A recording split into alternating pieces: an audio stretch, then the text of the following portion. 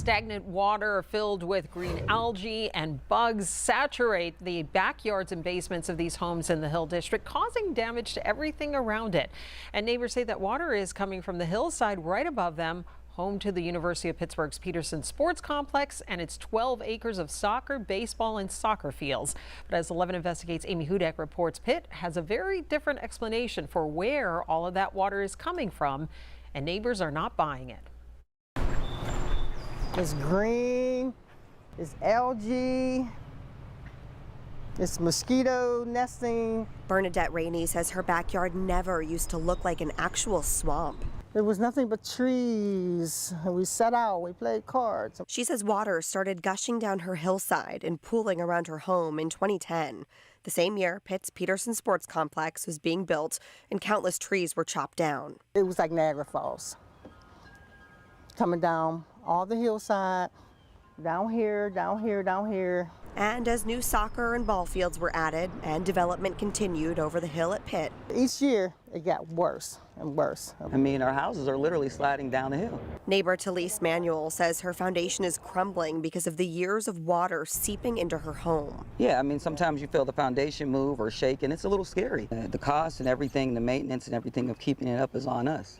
Also, the fear of not knowing how long it'll hold up or last. These neighbors have met with community liaisons for Pitt, raising their concerns about drainage and trying to find a solution. And they do nothing. They pass it on to this person, and this person eventually tells you there's nothing they can do about it, that there's a natural spring somewhere.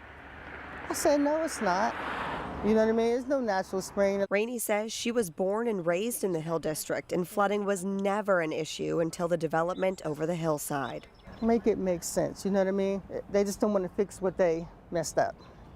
And they have the money to do it. Now these neighbors are on the hook for remediating their flooded basements, rebuilding their crumbling concrete steps and walkways, and replacing everything rust has ruined. The university certainly has enough money to either correct the situation or place people. Why should that be on us? 11 Investigates reached out to the University of Pittsburgh. In a statement, a spokesperson said, quote, "The university is aware and has worked for several years with residents on Brackenridge Street to better understand their concerns, including multiple site visits to confirm that water infrastructure installed by Pitt is working as designed." The university has also helped to facilitate on-site visits by the Pittsburgh Water and Sewer Authority, which concluded there is a natural spring in the hillside that is the primary source of excess water in the area.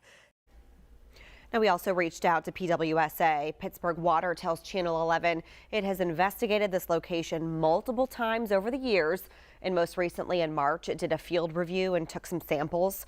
Pittsburgh Water says it concluded the issue has nothing to do with its infrastructure, but instead it's consistent with acid mine drainage.